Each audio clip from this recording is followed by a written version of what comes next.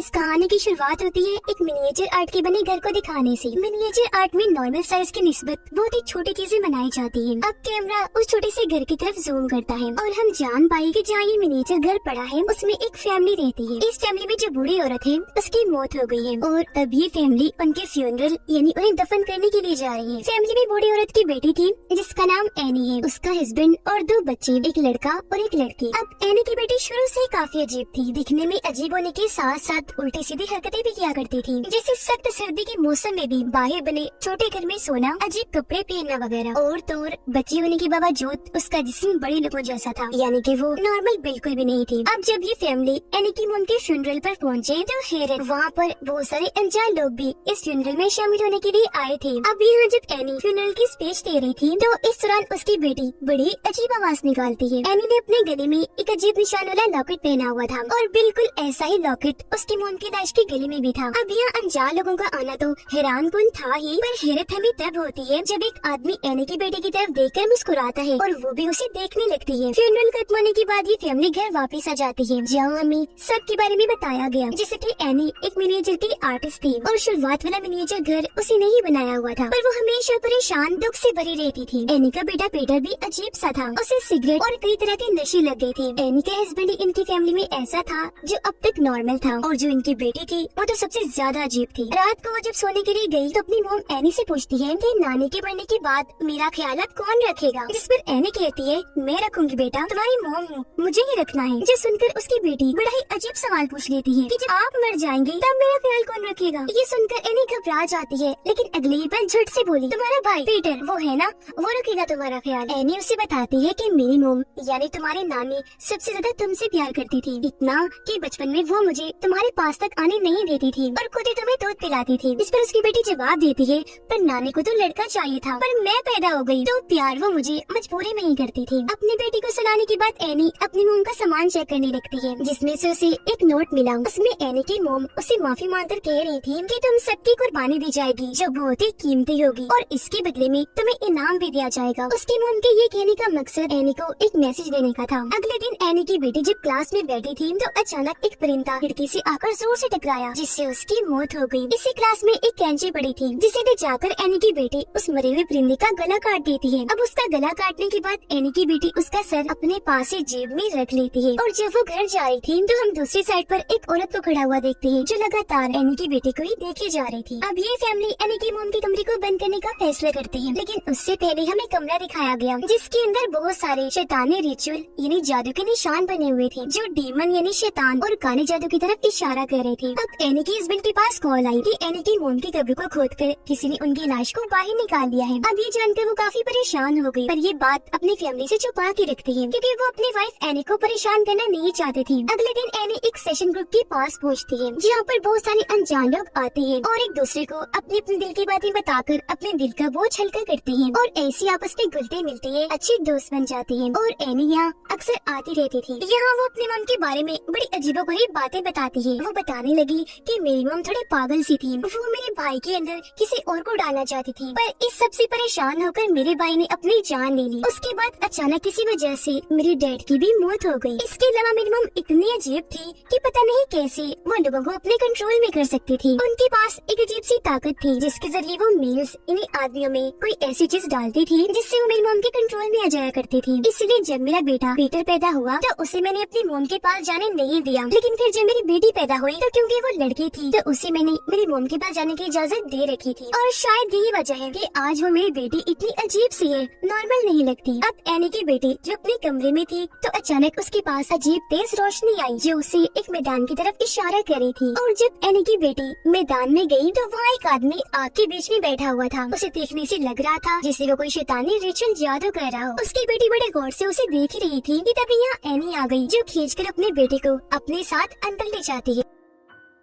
अब पीटर को उसके दोस्त पार्टी में बुलाते हैं। पीटर जाने के लिए तैयार हुआ तो एनी अपनी बेटी को भी उसके साथ पार्टी में भेज देती है ताकि वो शराब वगैरह ना पिए। पार्टी में पहुंचकर पीटर अपने दोस्तों के साथ मिलकर एंजॉय करने लगा और वहाँ वो सिगरेट भी पीने लगता है। उसकी बहन बोर हो रही थी, इसलिए घूमते हुए जब वो एक जगह पर आई तो केक खा लेती है जिसमें ड्राई फ्रूट था और क्योंकि उसे इस ड्राई फ्रूट से एलर्जी थी तो उसकी तबीयत खराब होने लगती है। उसका सांस बंद होने लगा, दम घुटना शुरू हो जाता है। उसकी ऐसी हालत देखकर पीटर काफी घबरा गया। फौरन उसे गाड़ी में बिठाकर हॉस्पिटल के लिए निकल गया। रास्ते में उसकी बहन सांस लेने के लिए अपना सर खिड़की से बाहर निकालती है, लेकिन इस दौरान गाड़ी के आगे एक जानवर आ गया। अब टक्कर से बचाने के लिए एकदम पीटर गाड़ी सीधी साइड पर कर लेता है और उस साइड पर लकड़ी का एक खंबा था जिससे उसकी बहन का सर इतनी जोर से टकराता है कि उसकी वही मौत हो जाती है। इतनी भयानक कि उसका शरीर जिस्म से अलग होकर सड़क पर गिर जाता है। उसके मुंह से पीटर बहुत ज्यादा दुखी हुआ, सदमे में चला जाता है और अपने मॉम डैड को कुछ भी बताए बगैर चुपचाप अपने कमरे में आकर लेट जाता है। अगली सुबह जब एनी और उसके हस्बैंड को अपनी बेटी की मौत का पता चला तो दोनों बहुत दुखी हुए। एनी तो फूट फूट कर रो रही थी। उसके फ्यूनरल तक मुसलसल हम उसे रोता हुआ ही देखते हैं क्योंकि इस सदमे से वो बाहर नहीं आ पा रही थी। इस हादसे के बाद ये फैमिली का बर्ताव एक दूसरे के साथ काफी अजीब हो गया। कोई भी एक दूसरे को बुला नहीं रहा था, बस चुपचाप ही रहती है। इस गम से उभरने के लिए एनी दोबारा से उस सेशन ग्रुप में जाने का फैसला करती है, लेकिन क्योंकि उसकी हालत ठीक नहीं थी तो वो इसके लिए हिम्मत नहीं कर पा रही थी, पर फिर भी जाने का ठान लेती है। गाड़ी में बैठकर वो निकलने ही वाली थी कि तभी अचानक वहाँ एक औरत आ गई जो एनी को कहती है कि मैं आपकी पड़ोसन हूँ, आपके घर से कुछ दूरी पर रहती हूँ। मुझे आपकी बेटी की मौत का पता चला कि छोटी ही उम्र में वो अचानक ही गुजर गई। बहुत अफसोस हुआ सुनकर, लेकिन मैं आपको एक बात बताऊँ, हाल ही में मेरे बेटे और पोते की पानी में डूबने की वजह से मौत हो गई है। मैं समझ सकती हूँ तुम्हारा दुख, क्योंकि मैं भी इस सदमे से गुजरी हूँ, लेकिन इस गम से तुम्हें बाहर निकालने में मैं तुम्हारी मदद कर सकती हूँ। ये बोलकर वो एनी को अपने घर का एड्रेस देती है और वहाँ से चली जाती है। अब अगले दिन एनी उससे मिलने उसके घर पहुँच जाती है। वो दरवाजे पर एक कारपेट को देखती है जो उसे अजीब तो लगा, लेकिन जाना पहचाना भी, जैसे अब से पहले उसने ये या इस जैसा ही कारपेट पहले देखा हो। पर इससे पहले वो ज्यादा कुछ सोच पाती, वो औरत दरवाजा खोलकर एनी को अंदर बुला लेती है और ये दोनों बातें करने लगती है और इस तरह इनकी दोस्ती हो जाती है। बातों ही बातों में एनी बताती है कि काफी समय पहले से मुझे स्लीप वॉक है, यानी नींद में चलने की बीमारी। ऐसे एक दिन जब मैं स्लीप वॉक यानी नींद में चल रही थी तो मैं अपने बच्चों पर पेट्रोल डालकर उन्हें आग लगाने वाली थी, पर ऐन वक्त पर मुझे होश आई तो मैंने खुद को रोक लिया। उस दिन से ही मेरे और मेरे बेटे पीटर के ताल्लुक अच्छे नहीं हैं, क्योंकि उसे लगता है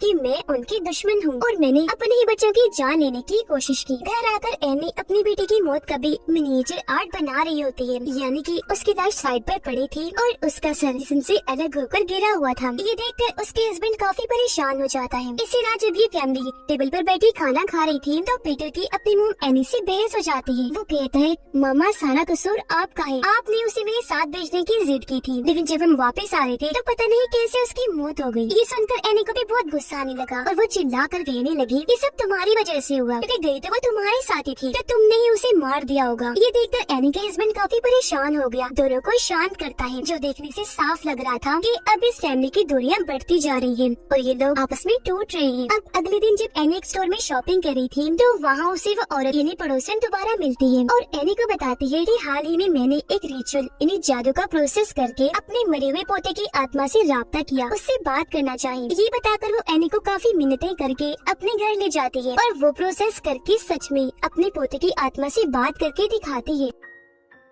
अब ये प्रोसेस एनी को जरा पसंद नहीं आया, क्योंकि इससे वो डिस्टर्ब हो रही थी, पर वो औरत बहुत चालाक थी।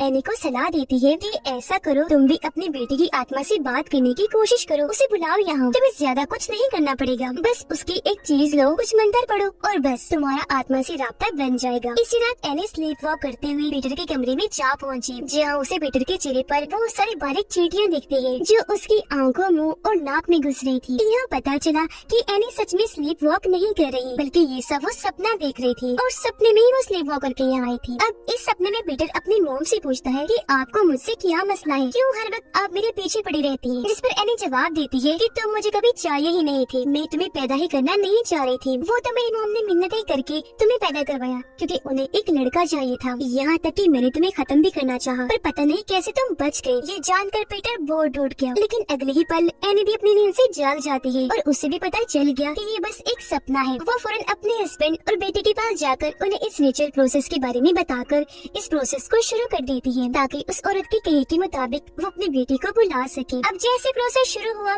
वो अजीबोगरीब चीजें होना शुरू हो जाती है, जिसे अचानक ही एनी ड्राउनी अंदाज में अपने बेटे की आवाज में बात करने लगी थी और मोमबत्तियां भी अपने आप ही जल बुझ रही थी। इस सबसे पीटर काफी घबरा गया था, इसलिए उसके डैड इस प्रोसेस को बंद करने के लिए एनी के मुंह पर पानी फेंक देती है, जिससे प्रोसेस टूट गया और एनी अपने होश में आ गई। अजीब बात यह अभी जो कुछ भी हुआ था एनी को उसके बारे में कुछ भी याद नहीं था, क्योंकि शायद उसके बेटे की आत्मा उसके अंदर आ गई थी। अब अगले दिन हम एनी को बहुत परेशान देखते हैं। गुस्से में आकर वो अपने सारे मिनिएचर आर्ट्स को तोड़ देती है। अब एनी की बेटी की वो डायरी जिसे इस रिचुअल प्रोसेस में इस्तेमाल किया गया था, उसमें पीटर की तस्वीर अपने आप ही बनने लगती है। अगले दिन पीटर जब स्कूल में था तो वो शीशे में खुद को देखता है, जहाँ उसका असल और अक्स यानी परछाई एक दूसरे के बिल्कुल उल्ट थी। यानी असल में उसके एक्सप्रेशन तासुरात बिल्कुल सीरियस परेशानी वाली थे, जबकि उसकी परछाई में वो काफी खुश नजर आ रहा था। उसके चेहरे पर मुस्कुराहट थी। एनी अपनी बेटी की उस डायरी को आग लगाकर जलाने की कोशिश करती है, लेकिन जहाँ पहले तो डायरी को आग लगी नहीं रही थी, पर जब लगी तो एनी को भी आग लग रही थी। इस वजह से उसे डायरी की आग बुझानी पड़ती है। अब एनी इन सारी चीजों से बड़ी कंफ्यूज हो गई थी। उसके दिमाग में कई सारे सवाल थे जिनका जवाब पाने के लिए वो पड़ोसन के घर जाती है, जहाँ उसे पड़ोसन तो नहीं मिलती, लेकिन काले जादू का सामान पड़ा हुआ था और वहाँ पीटर की तस्वीर भी रखी हुई थी और ये रिचुअल काला जादू उसकी तस्वीर पर ही किया जा रहा था। अब जब वो दोबारा से दरवाजे वाली कालीन पर गौर करती है तो उसे याद आता है कि बिल्कुल इस तरह की कालीन तो मेरी मॉम के पास भी थी। वो जल्दी से भागकर अपने घर आई और अपनी मॉम का सामान चेक करने लगती है, जहाँ उसे बिल्कुल वैसा ही कालीन मिलता है और इसी डिजाइन में कई सारे और कालीन भी, और ये भी किसी जादू के निशानों की तरफ इशारा कर रही थी। उसे शक हुआ, इसलिए वो तस्वीरों वाले एल्बम को देखती है जिसमें उसे अपनी मॉम के साथ ये पड़ोसन औरत दिखती है। और यहाँ ये बात साफ हो गई कि औरत शुरू से ही एनी की मॉम के इशारों पर काम करती थी और अब उसकी मॉम के गुजर जाने के बाद वो बड़ी चालाकी से एनी को बसा कर उसे रिचुअल करवा रही थी अपने किसी मकसद को पाने के लिए। अपनी मॉम के सामान में एनी को एक ऐसी किताब भी मिलती है जिसमें आत्माओं, भूतों, डेमंस, शैतानों, काले जादू के बारे में लिखा गया था। उसे पढ़कर एनी को पता चल जाता है कि असल में ये सब कुछ क्यों किया जा रहा था, यानी वो रिचुअल क्यों करवा रही थी। तो दरअसल ये सब कुछ हल्के डेमन बेमोन के लिए किया जा रहा था। ये सब करके वो बेमोन को इंसानी जिस्म दिलवाना चाह रहे थे जो किसी भी आदमी का हो सकता है। अब एनी की मॉम ऐसा इसलिए कर रही थी क्योंकि वो एक शैतानी ग्रुप का हिस्सा थी जो सब डेमन बेमोन की पूजा करते थे। उसे अपना गॉड समझती थी क्योंकि डेमन बेमोन बहुत ही ताकतवर है। वो हेल यानी जहन्नुम का एक किंग है जो वहाँ के 8 राजाओं में से एक है। इसे इस तरह का गॉड भी कहा जाता है जो लोगों को परेशान करता है, उनके साथ शरारतें करता है और वो उसे जिसमें जाना पसंद करता है जो सबसे ज्यादा कमजोर हो। उसे किसी इंसान के अंदर भेजने और फिर बाहर निकालने के लिए कुछ रिचुअल वगैरह करने होती है। जब भी वो लोग इतने अरसे से ये काम करते आ रहे थे। एनी की मॉम ने डेमन बेमोन को सबसे पहले अपने बेटे एनी के भाई में डालने की कोशिश की थी। इस सब के दौरान उसे बहुत तकलीफ दी गई, उस पर जुल्म किए गए। वो जानता था कि मेरे साथ क्या होने वाला है, तो तंग आकर उसने अपनी जान ले ली और वो तो मर गया था। इसलिए एनी की मॉम कोई और जिस्म ढूंढने लगी जिसके अंदर डेमन बेमोन को डाला जा सके, लेकिन क्योंकि उनकी हरकतों से एनी को उन पर शक हो गया था, इसलिए वो अपने बेटे पीटर को उनके पास जाने नहीं देती थी। इसलिए पीटर में वो डाल नहीं पा रही थी।